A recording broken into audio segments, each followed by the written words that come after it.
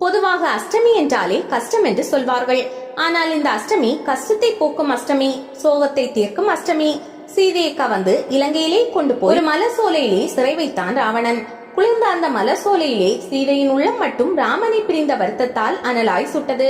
சீதையின் இந்த சோகத்தை போக்குவதற்காக இலைகளையும் மலர்களையும் சீதையின் மேல் சொரிந்து அவளை சாந்தப்படுத்த முயன்றது அவள் அமர்ந்திருந்த மரம்.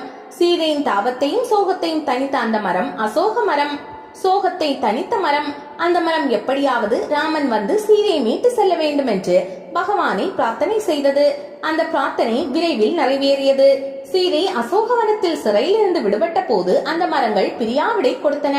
அப்பொழுது சீதை அசோக மரங்களை நோக்கி என்ன வரம் வேண்டும் என கேட்டார்.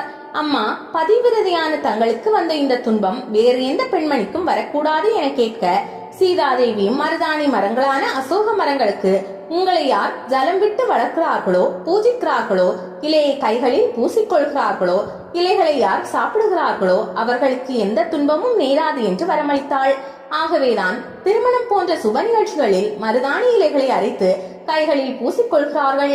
சீதாதேவி மருதாணி மரங்களுக்கு வரமளித்த நன்னாளே அசோகாஷ்டமி நாளாகும். பங்குனி மாத அமாவாசையிலிருந்து 8வது நாளில் வரும் அஷ்டமி திதிக்கு துன்பத்தை போக்கி இன்பத்தை தரும் சக்தி உள்ளது. அன்று சுத்தமான இடங்களில் மருதாணி மரங்களை பயிர் செய்விக்கலாம், தண்ணீர் ஊற்றலாம், 3 முறை வலம் வரலாம்.